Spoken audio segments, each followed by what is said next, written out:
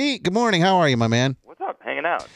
I guess your cell phone, my producer said he had to call you back on the hotel, which is probably good to have a hard line. Yes, definitely better. Where are you guys now? What beautiful hotel are you, or what city are you guys in?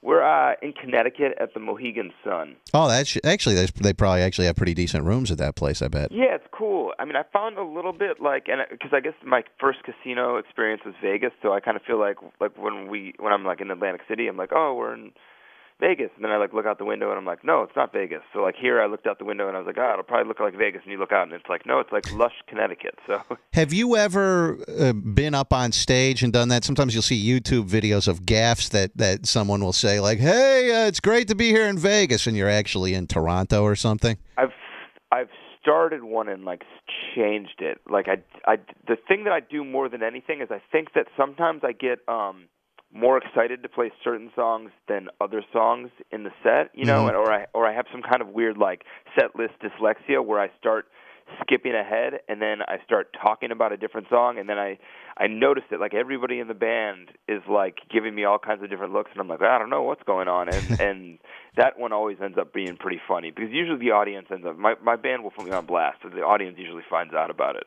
Which do you prefer playing? Like you say, you're excited to play songs. Do you prefer playing the big hits from Fall Out Boy because the whole audience will know them and go crazy? Or are you tired of those and you want to play new stuff or other stuff? Which do you get excited for?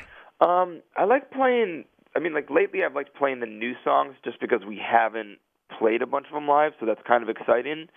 I guess one of the things that we're lucky as a band, to do is we've gotten a chance to play around the world. So we'll be, we were in the Philippines or in Asia 2 or 3 weeks ago, and usually "Sugar We're Going Down" is one of the biggest songs, and it kind of when we started playing it, it didn't go crazy, and then I kind of realized I was it's a pretty wordy, bizarre, English language song, Mm-hmm. and I was maybe, and other songs were actually bigger there. So I've kind of found worldwide, different songs react different ways, and so that's an exciting thing, or whatever, and kind of makes you feel good, like different stuff is bigger. But right.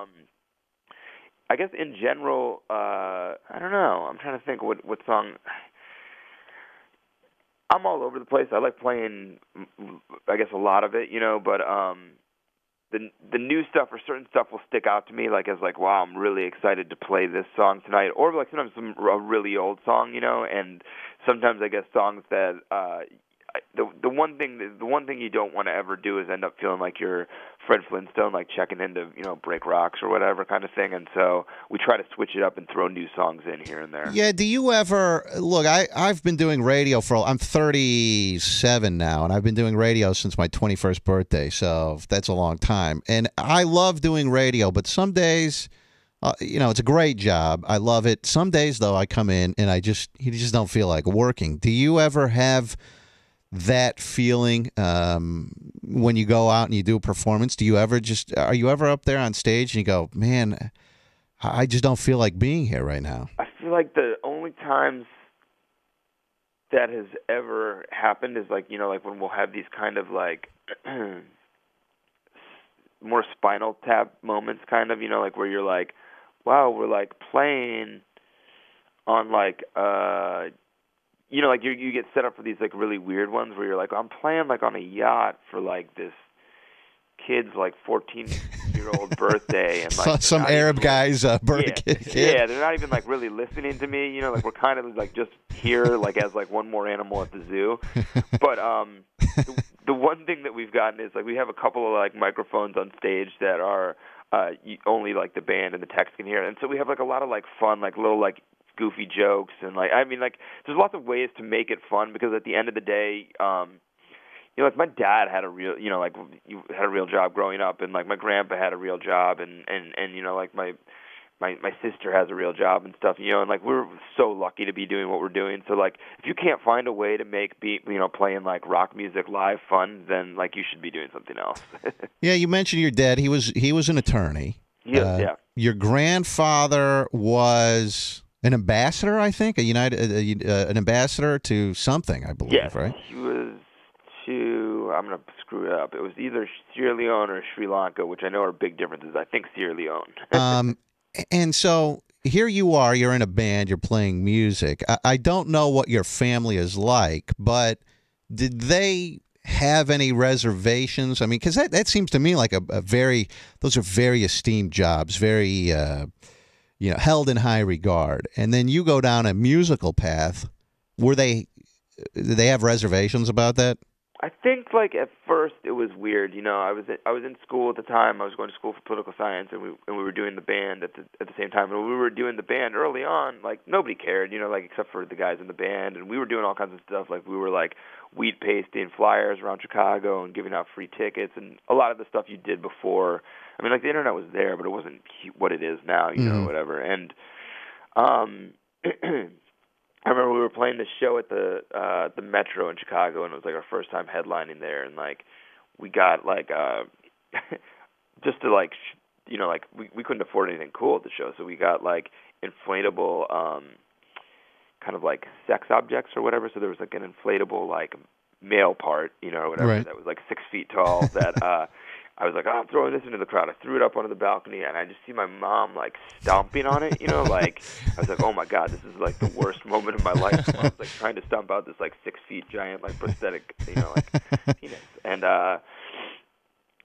it was after that show, it was funny, like, my parents kind of, like, I think that they heard the crowd singing and realized they were all there for us, that they, like, gave me a year. They were like, you can have a year to do this and kind of, like, figure out what you're doing with it, and the year just kind of never ended.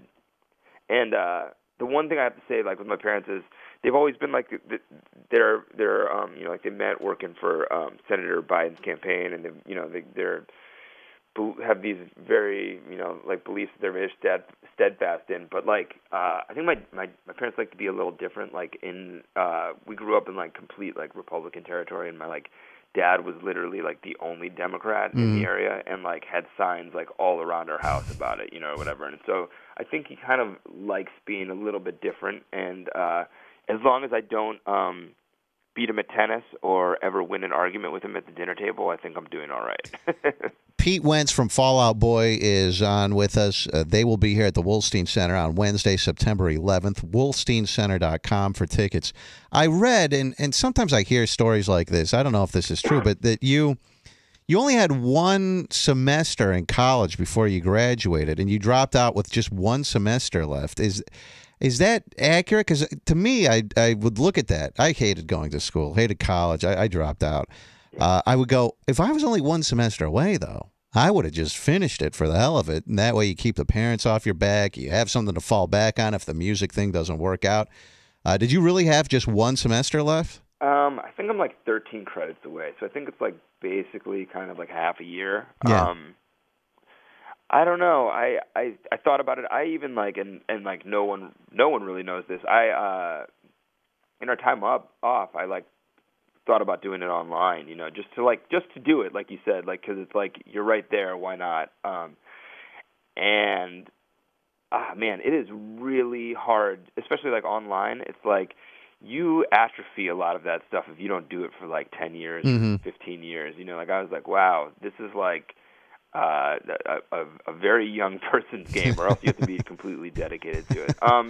And I'm guessing years of being in a band and partying probably have taken a little bit of a toll on your memory when it comes to, whatever you were learning at college. I mean, I think that the stuff that I really love doing, like history and stuff like that, like I've stayed really strong on, like, cause like I read a ton and stuff like that.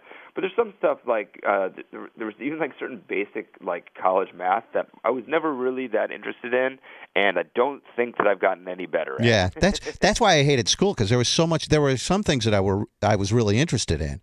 And then a lot of it, I knew that I wasn't going to go down that path in my life, and it just didn't interest me at all.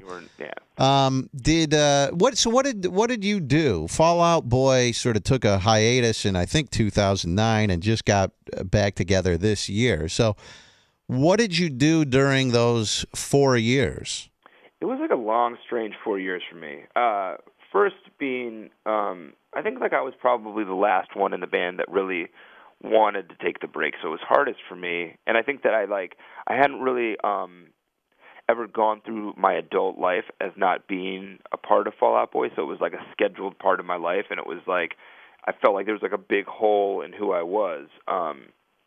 And at the time, like in my personal life, like I went through like a bunch of different stuff, and I felt pretty toxic to a lot of people, or like in my head I felt like I was. So a lot of the time, a good chunk of the time was spent just like getting my own head straight, going to therapy, going to like I like atrophied certain other adult parts of my like brain where I didn't really know how to go through an airport by myself because like I followed a backpack through the airport, every time we flew. So Right. I was like, oh, okay, yeah, you go and you look up your gate and then you go stay, like just stuff that everybody knows that you, being in a band, you kind of get rid of. And like I shop for my own groceries and that kind of stuff. And then I spent a lot of time, like I have a 4.5-year-old and at the time, like really just, we did a lot of hanging out. We did a lot of like, we went to preschool and we went to, I just like all the normal stuff that adult dads do, or whatever. And then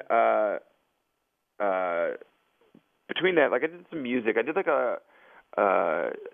some like stuff that was like more like electronic music because at the time I just really wanted to kind of like escape, being like an escapist thing. I was just thinking about this Ryan Reynolds movie at the time, where he like gets divorced, he loses his best friend, loses his job all at once, and he's like, like I'll write you guys whenever I figure out whatever lesson I'm supposed to have learned from all this. And that was like definitely how I felt at the time. I was like, I don't have the perspective to even really like talk about this. I don't really know where I'm at. And it felt like I lost kind of like everything about like in the same 6-month period. So it was good like in the way that to get happy and normal without the band and like like by myself and stuff. And then so that was like a definite good aspect, and then having a good 2 years of goofing around and DJing and working on my label and just doing things that I wanted to do. Does that just add a tremendous amount of complexity to a situation? You were married to Ashlee Simpson, you get divorced, you have a child with her.